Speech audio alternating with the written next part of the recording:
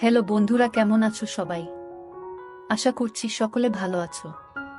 প্রিয় বন্ধুরা, আজকে তোমাদের জন্য নিয়ে এলাম আরও একটি নতুন গল্প। আশা করছি তোমাদের দাঁড়িয়ে যাবে, তাই ভিডিওটা শুরু থেকে শেষ পর্যন্ত দেখো। আমি আরমান, 18 বছর বয়স। ঢাকার গুলশানে পিঙ্ক সিটি নামক আবাসিক এলাকায় থাকি। আমার জীবনে একজন মাত্র মানুষ, তিনি আমার মা। আমার বাবা নেই। আমি যখন 5 বছর তখন বাবা মারা গেছে। আমার কথা ভেবে মা কখনো বিয়ে করেনি। যাই হোক, আমার মার পরিচয় দিই। 37 বয়সী আমার মা একজন স্কুল শিক্ষিকা। তাও যেমন তেমন নয়, বাংলাদেশের 1 number English medium school and college স্কলাস্টিকার শিক্ষিকা আমার মা। আমার মা প্রচণ্ড স্মার্ট একজন নারী। সব কাজে সে পারদর্শী। আমিও ওই কলেজেই পড়ি। মা একই সাথে বাসার এবং কলেজের সকল দায়িত্ব সামলাচ্ছে সফলতার সাথে। পৃথিবীতে আমার কাছে আমার মার চেয়ে সুগঠিত সৌন্দর্যময় নারী আর একটাও নেই। আমি কখনো মাকে বাজে নজরে দেখিনি, কিন্তু মার যতটাই প্রকাশক সৌন্দর্য, তাতেই বলছি মার চেয়ে বেশি মার কেউ পাবে না। এই বছরেও মার কাছে সব মিলিয়ে 36টি প্রপোজাল এসেছে বিয়ের। কিন্তু মা সবাইকে একই কথা বলে, আমার ভালোবাসা আমাদের মা ছেলের বাইরে কেউ ভাগ পাবে না। আমি মার ভালোবাসায় পাগল। আমরা কেউ কাউকে ছাড়া বাঁচতেই পারি না। এমন কোনো বিষয় নেই যা আমি মাকে বলি না। আমি ছোট থেকেই খুব শার্প। ক্লাস 2তে ভর্তি হবার পর আমরা মা ছেলে কর্তৃপক্ষ ছাড়া কেউ জানে না।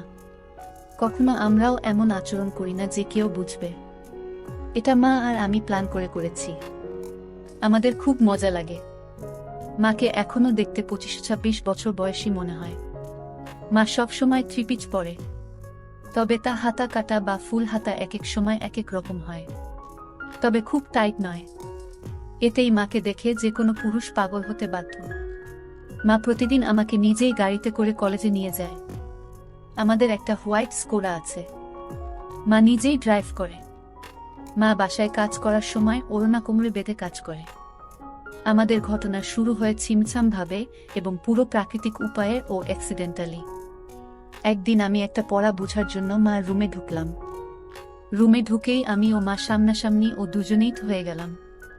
কারণ মা মাত্র গোসল করে বের হয়েছে এবং শুধু টাওয়াল পরা ছিল মা। আমি কয়েক সেকেন্ড কোনো কথাই বলতে পারিনি। চোখ মার ওপর থেকে সরছে না। কিন্তু লজ্জা পেয়ে মার চিৎকারে আমিও একটা চিৎকার দিয়ে বেরিয়ে আসি সরি বলতে বলতে। এসে বাহিরের দরজার পাশে দাঁড়িয়ে বলি, সরি মা, আমি পড়া বুঝতে এসেছিলাম, পরে বুঝে নিব। এই বলে আমি আমার রুমে গিয়ে খাটে বসতেই মার দেখা এই পলকের সৌন্দর্য চোখ থেকে সরাতে পারছি না। হঠাৎ বুকটা ধড়ফড় করছে। চোখ পড়ল প্যান্টের দিকে। আমি ভয় পেয়ে গেলাম। দেখি প্যান্ট ফুলে ঢোল হয়ে আছে। আমার মন ভাঙচুর হয়ে যাচ্ছে মাকে এমন রূপে দেখে। কখন যে ঘুমিয়ে গেলাম বলতেই পারি না। ঘুম ভাঙতে দেখি তখন সন্ধে হয়ে গেছে। উঠে ফ্রেশ হয়ে বের হলাম রুম থেকে। সামনে মা পড়ে গেল। ড্রয়িং রুমে বসে টিভি দেখছে আর সালাদ কাটছে। আমায় দেখে হাতে ইশারায় পাশে বসতে বলল। আমি বসলাম। মা একটা হাতাকাটা ব্রাউন সালোয়ার কামিজ পরা ছিল। সুন্দর লাগছে, কিন্তু মার চেহারা দেখে মনটা ভেঙে গেল। আমার স্বর্গতুল্য মাকে নিয়ে কি সব বাজে চিন্তা করেছি আমি, ছিছি। হঠাৎ মার ধাক্কায় সম্বিত হলো। আম্মু, কি হলো বাবা? কি ভাবছিস? চুপ করে। আমি, না আম্মু, কিছু না। তোর জন্য বিরিয়ানি রান্না করেছি, আয় খাবি, চল। মা একদম স্বাভাবিক হয়ে আছে, হয়তো নিজেও লজ্জা ঢাকছে। আমি, আজ আমায় খাইয়ে দিবে আম্মু? মা আমার দিকে এক পলক অপরূপ দৃষ্টি করে চেয়ে বলল, আয় কাছে আয়। আমি হাত বাড়ালাম, কিন্তু মা আমাকে অবাক করে দিয়ে হাত ধরে কাছে নিয়ে তার কোলে থাইয়ে বসিয়ে দিল।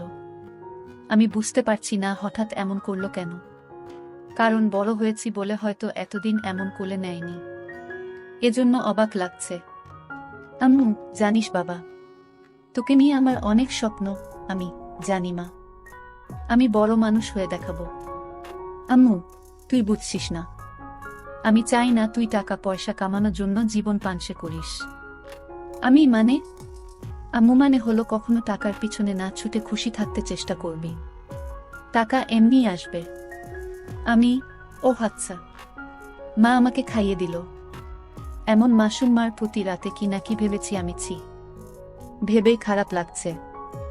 আমরা যে যার রুমে গেলাম ঘুমাতে। সারারাত নিজেকে দুষেছি আমি। দুদিন মন খারাপ ছিল।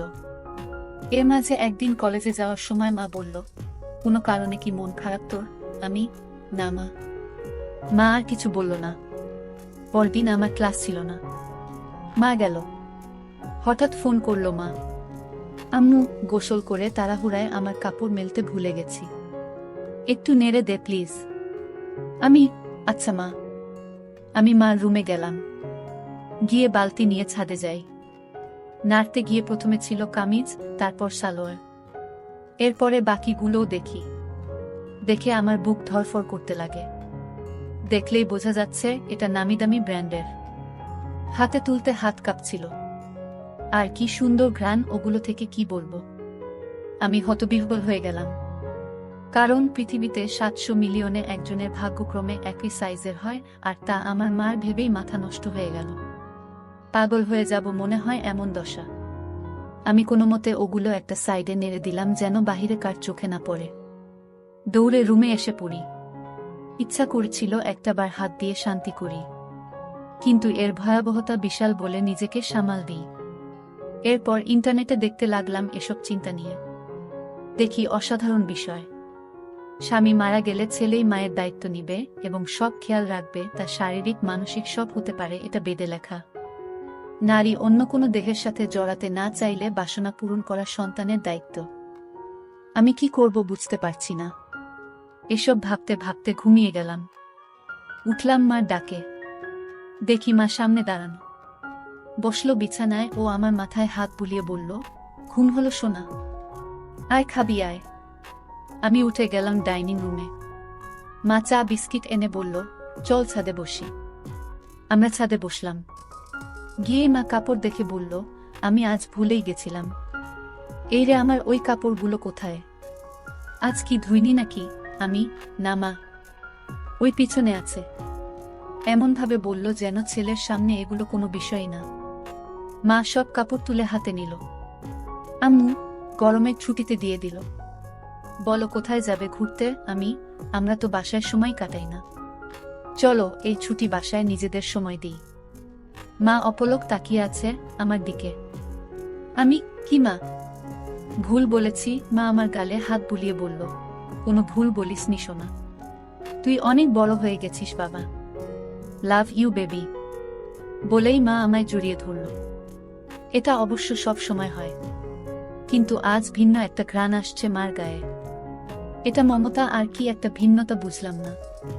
তো পরদিন আমি টিভি দেখছি আর মা ঝাড়ু দিচ্ছে। আমি দেখলাম মা আজ ওড়না পরেইনি, আর ঝাড়ু দেওয়ার সময় সব ঝলক দিচ্ছে। আমি জানি না কেন চেয়ে চেয়ে মাকে দেখছিলাম। হঠাৎ একবার আমিও মার দিকে তাকালাম, মাও তাকালে চোখাচোখি হলো। আমি খুব ভয় ও লজ্জা পেয়ে গেলাম। মা না জানি কি ভাবছে। আমি আর তাকালামই না। ভয়ে ভয়ে আছি কি যেন বলবে আমাকে। এমন সময় কাজ শেষ করে এসে মা পাশে সোফায় বসল, আমার রাগ ঘেঁষে আমার কাঁধে হাত রেখে। আমি ভয়ে কাঁপছিলাম। মা বলল, আরে কি দেখছো এসব? চলো রেসলিং দেখি। তুমি দেখো না? আমি অবাক হলাম। আমি রেসলিং দেখে না। আমি মাথা নেড়ে না বললাম। মা বলল, বি এ ম্যান। এ যুগে রেসলিং দেখো না তা হয়? দাও রিমোট দাও। মা রিমোট নিয়ে চ্যানেল পাল্টে রেসলিংয়ে দিল। আন্ডারটেকার আর ত্রিপলিচের খেলা চলছিল।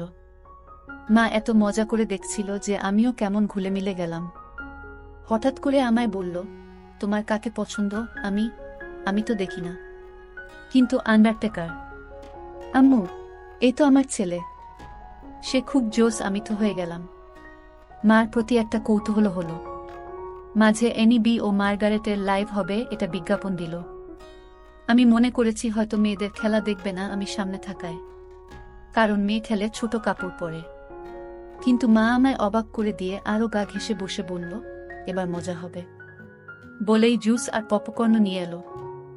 আমি উঠে যাচ্ছি লজ্জায়। মা আমায় থামিয়ে বলল, আরে বস, মজা হবে এদের খেলায়। আমি মার্গারেট আর তুই এনিবি, ঠিক আছে? আমি, আচ্ছা। খেলা শুরু হলো। দুজন ছোট ছোট সেট পরে এসেছে। মা বেশ মজা করে দেখছে। আমি শুধু মাকে দেখে অবাক হচ্ছি। মাঝে অ্যাড দিলে মা তখন আমার দিকে ফিরে আচমকা বলল, তুমি আমাকে বন্ধু মনে করো? আমি হঠাৎ একটা শুনে অবাকই হলাম। আম্মু, অবাক হবার কিছু হয়নি। উত্তর দাও সোনা। আমার আর কে আছে তুমি ছাড়া? তুমি তো আমার সবকিছু। আম্মু, তাহলে একসাথে মায়ের সাথে ফ্রি হতে সমস্যা হচ্ছে কেন গাধা? এটা জাস্ট খেলা।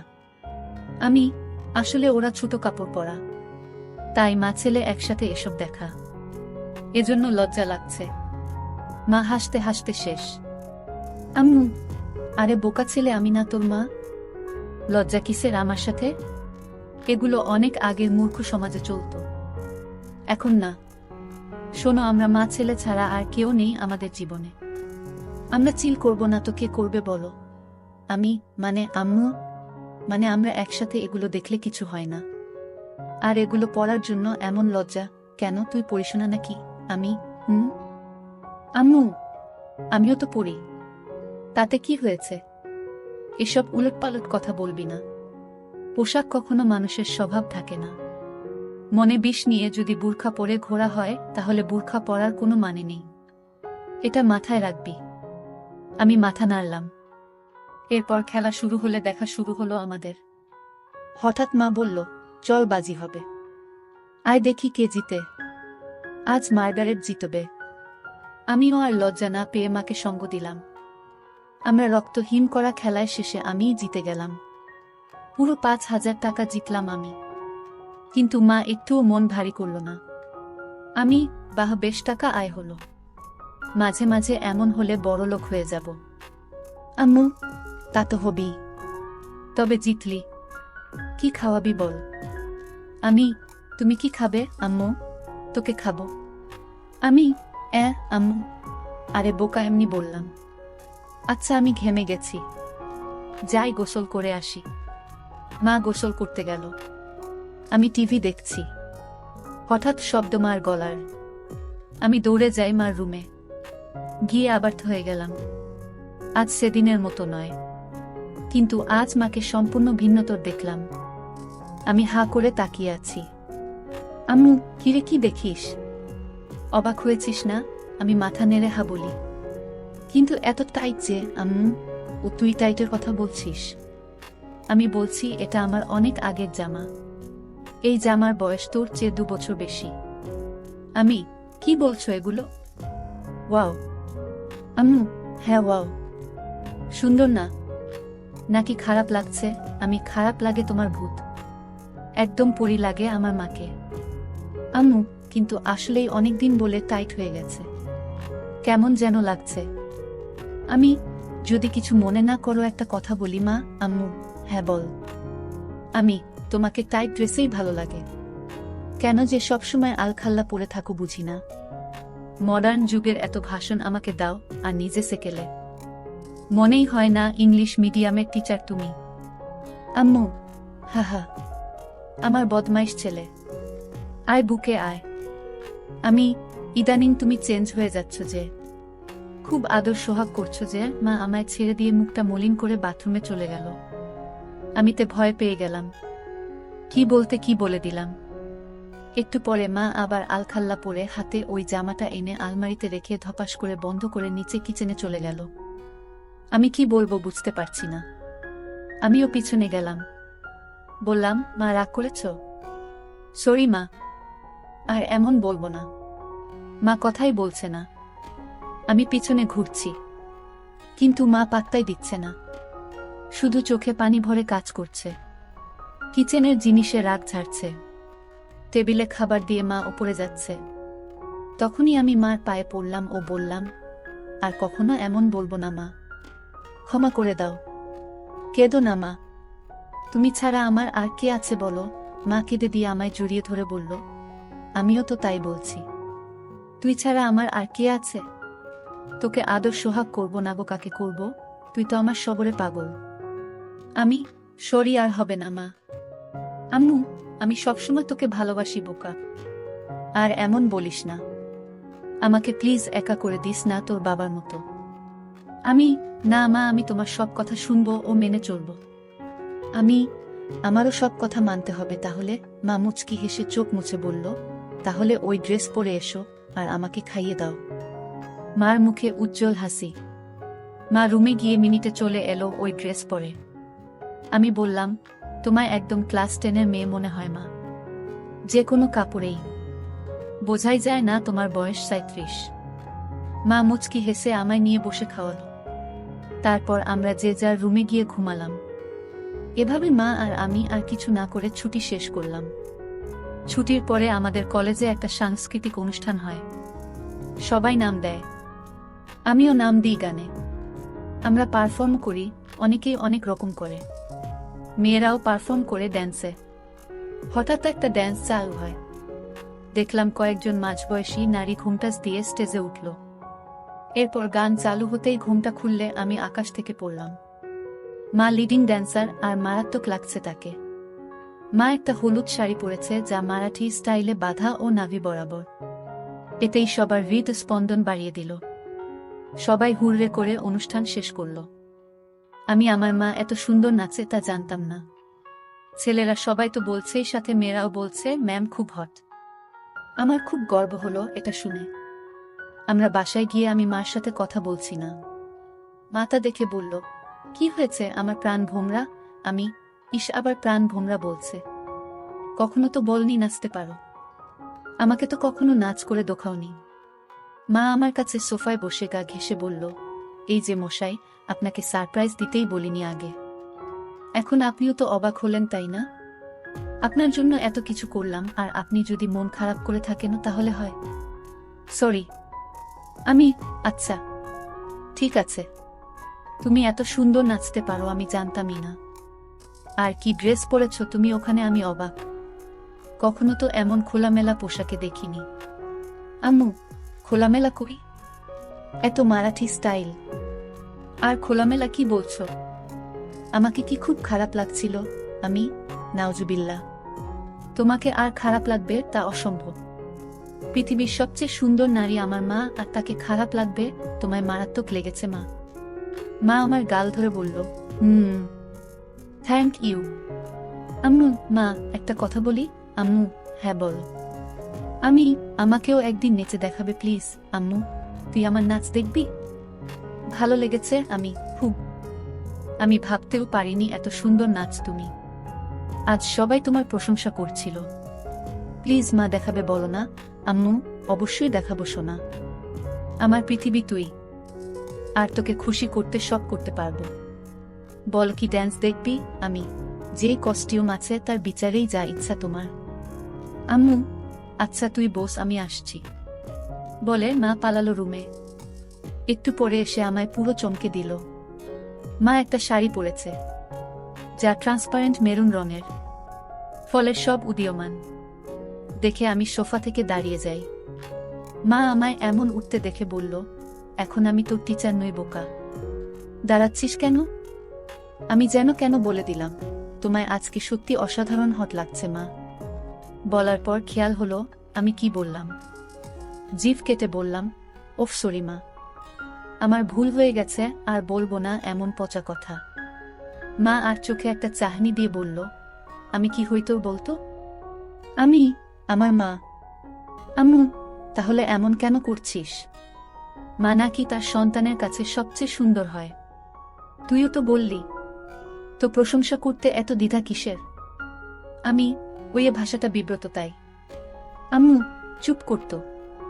কোনো বিব্রত নয়। এদেশীয় ভীত সংস্কৃতি তোর ভিতরে কিভাবে এলো বুঝলাম না। হট কোনো বাজে শব্দ নয়।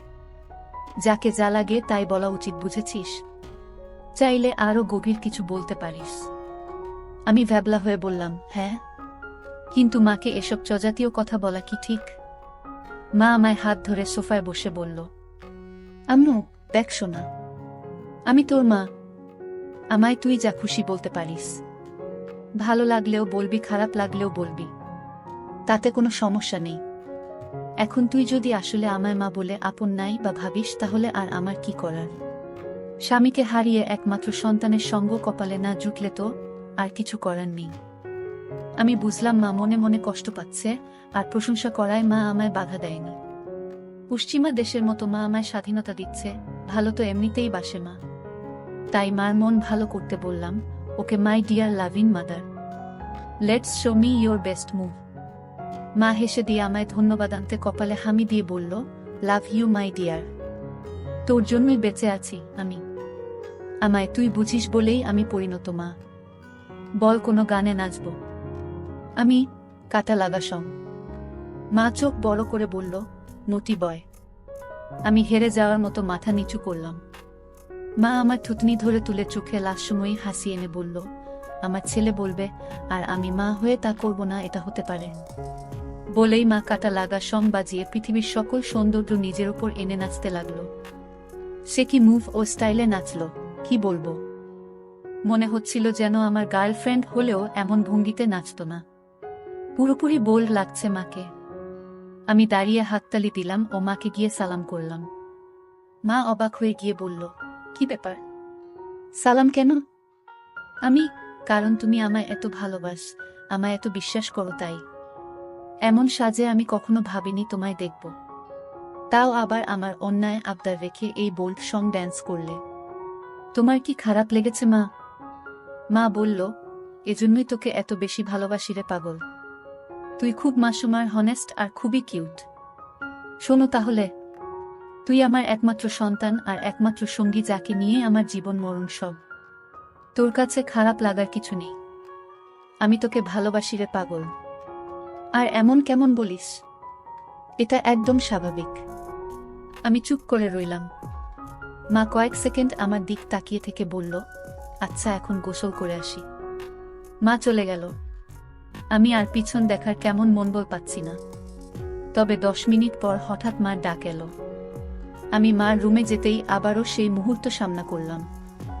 মাকে এরূপে দেখে বুক ধকধক করছে। আমি কিছু বলতে পারছি না, কিন্তু মা আমায় দেখে মোটেও বিচলিত নয়। একটু কড়া কণ্ঠে বলল, বস বিছানায়। আমি কি করব বুঝতে পারছি না। মা এবার আরো একটু কড়া হয়ে বলল, বসতে বললাম না। আমি চট করে বসলাম। মা আরেকটা তোয়ালে দিয়ে চুল মুছে তাতে বেঁধে এসে আমার পাশে বসল। আমি নিচের দিকে মুখ করে আছি। আম্মু, আমার দিক তাকা। আমি তাকালে মা বলল, আমি তোর কি? আমি মা? আম্মু, আমি খেয়াল করছি সেই দিন এমন তোয়ালে পরা দেখার পর থেকে তুই পাল্টে গেছিস। কেন এমন কেন করছিস? আমি সরি মা। আমি আসলে সেদিন একটা পড়া বুঝতে এসেছিলাম। জানতাম না তুমি গোসল করে তোয়ালে পরে বের হয়েছিলে, তাই ঢুকে পড়ি। আর হবে না মা, ভুল হয়ে গেছে। আম্মু, আর একটা কথা বললে একটা চড় মারব। তোকে সারা জীবন এ শিক্ষা দিয়েছি আমি। আমি না তোর মা, তুই ছোট থেকে আমায় এমন দেখেছিস, এখন একটু বড় হয়েছিস বলে আর দেখিসনি। তাতে এমন করার কি হলো? কিন্তু এখন তো আমি বড় হয়ে গেছি মা। আম্মু আবার কথা বলে, সন্তান আজীবন মার কাছে ছোটই থাকে। আর তোয়ালে পরে দেখায় কি দুনিয়া উল্টে গেছে? আমায় কি তোয়ালেতে দেখতে এতটাই বিশ্রী? আমি মার মুখে হাত দিয়ে বললাম, না মা, দুনিয়াবি সবচেয়ে সুন্দর তুমি, যা সব কিছুতেই। আম্মু, তাহলে এত কাহিনী কেন? আমি ভেবেছি তুমি আমায় কি নাকি ভাববে, তাই ভয়েছিলাম। আম্মু শোন, আমরা ছাড়া আর কে আছে যে নিজেদের স্পেসটুকু নষ্ট করব? তোয়ালে পরে দেখলে কিছুই হয় না পাগল। আয় বুকে আয়। এরপর মা বলল, তোর খিদে লাগেনি? যা ড্রয়িং রুমে বস, আমি আসছি। আমি অপেক্ষা করছি। মা এলো কিচেনে, রান্না করছে আর গুনগুন করে গান গাইছে। আমি পিছন থেকে জড়িয়ে ধরলাম মাকে। পিছন তাকিয়ে দেখে আমি হাত সরিয়ে নিই। মা মুচকি হেসে আমার হাত ধরে গান গাইতে থাকলো। আমি আগে কখনো এত খুশি হয়নি। আম্মু, আমার জীবনে এমন একটা ছেলে থাকলে খুশি হব না? বল কি খাবি?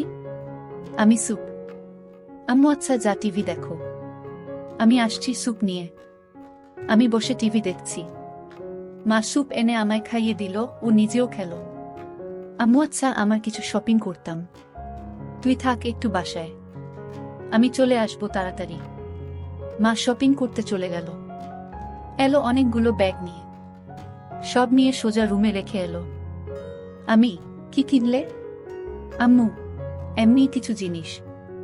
মা এড়িয়ে গেল। বুঝলাম হয়তো নিজের কাপড় কিনেছে। তা তো আর ছেলেকে দেখানো যায় না। যাই হোক, পরদিন কলেজে যাওয়ার জন্য গাড়িতে বসে আছি মার জন্য।